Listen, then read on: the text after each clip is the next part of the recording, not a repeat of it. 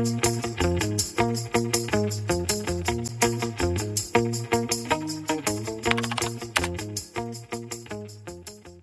guys, welcome back to the Miss Light Timey. Welcome guys, welcome. It's always a good time to chatting with you guys, yapping around with you guys. How's everyone doing? This is a channel for everyone, but mothers especially. Okay. So yeah, here we do Christianity, friendship, God, self-care, love, kindness, everything all rounded women right here. Okay. Yeah. That's how is everyone doing? So I just went through an experience that helped me. I said I was gonna come talk about it because I don't feel that light is being shed so much on that. And it's basically like a scenario where, for example, your friend is in waiting.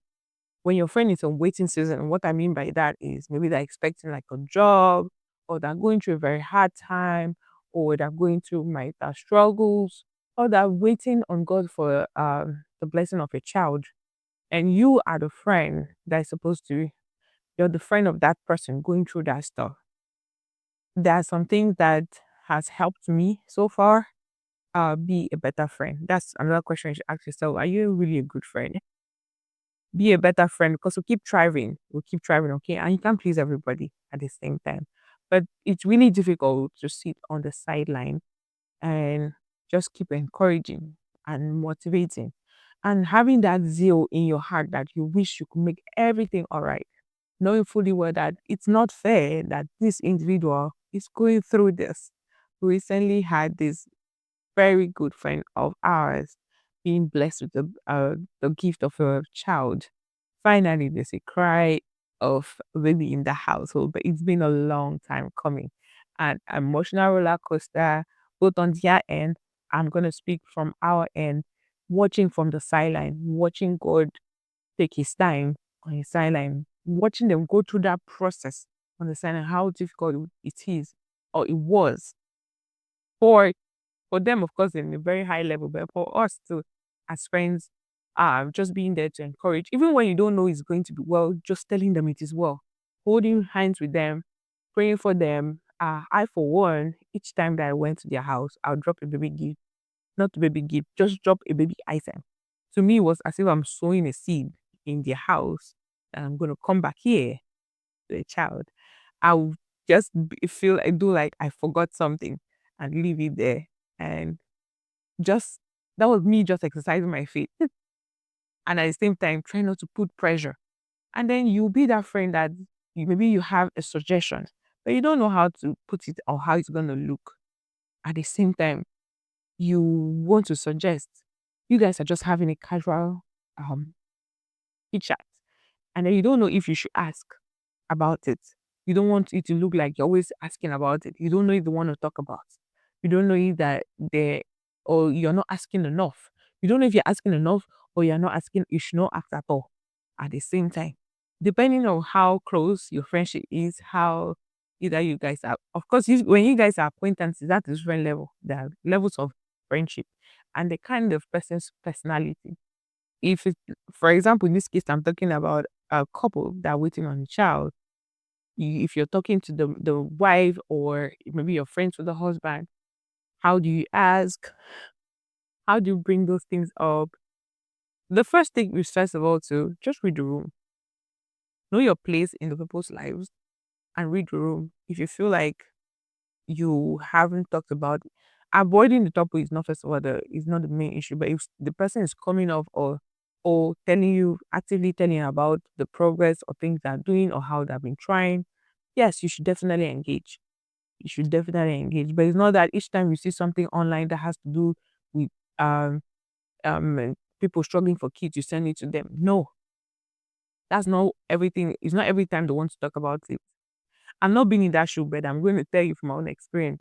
Celebrate their wins. Celebrate their wins. Be the greatest cheerleader.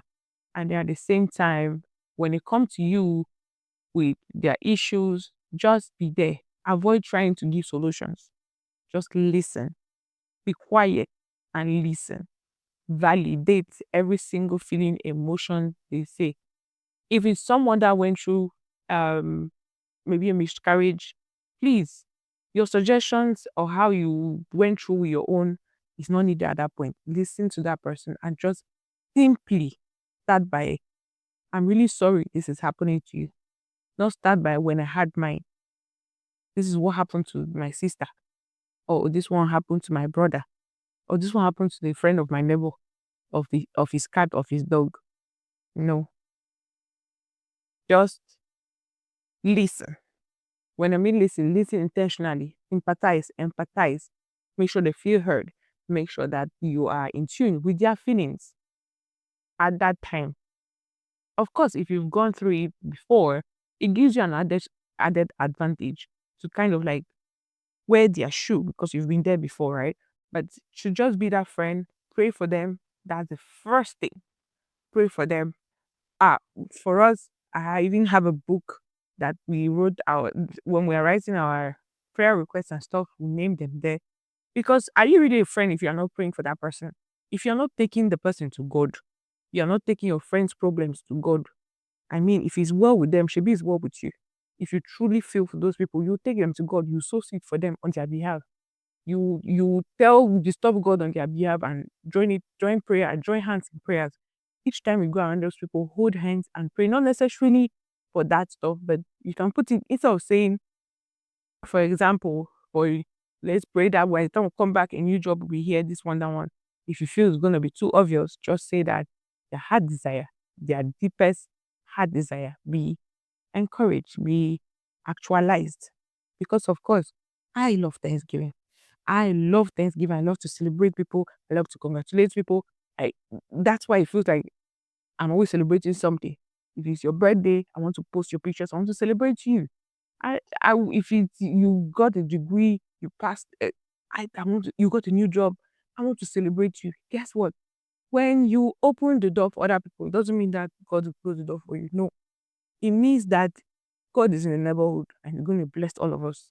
If God is your neighborhood, He won't pass your door now because you're always hitting the bell for others.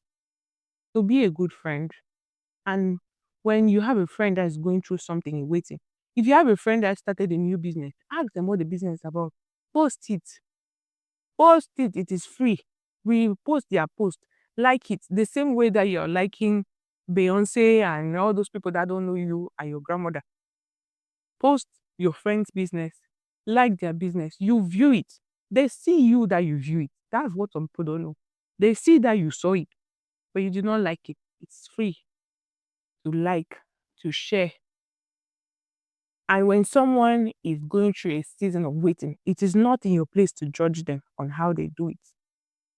It is your place to suggest as a friend, not to judge them.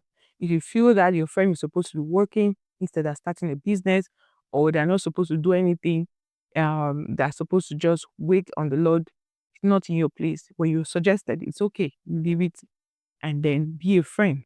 Keep them joyful, keep them happy.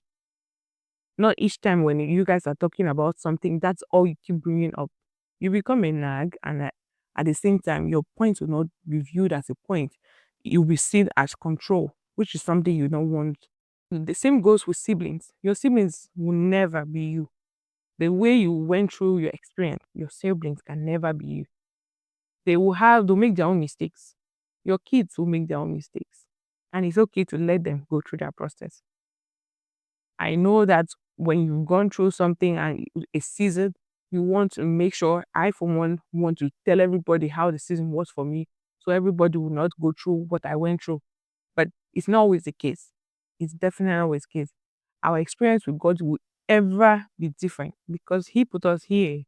We have a different experience. At the same time, we want to stay in tune with His will. His will for you is not His will for me. So we want to stay in that tune of, I want to support you. I'm going to stand by you. I'm going to be here. I'm going to be a friend. If your friend is looking for a job, refer them. If they're looking at a job post, take their CV, go on Indeed, and even post for them.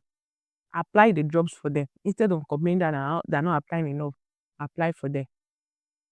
If it's the business idea, write the proposal for them. Create the 1 hour to just talk about that thing they want to do, and even see where they're coming from. Save this video has resonated with you, because we're all about relatability here.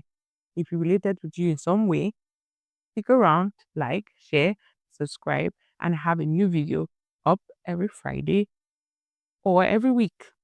We're trying to be consistent. So maybe who knows, we'll be doing back to back. Is the middle of 2025. So my name is Nadine Quanta. Thank you for listening to me yap and share my 2 cents and my 4 cents that God has given me. I'll see you in my next video. Bye bye.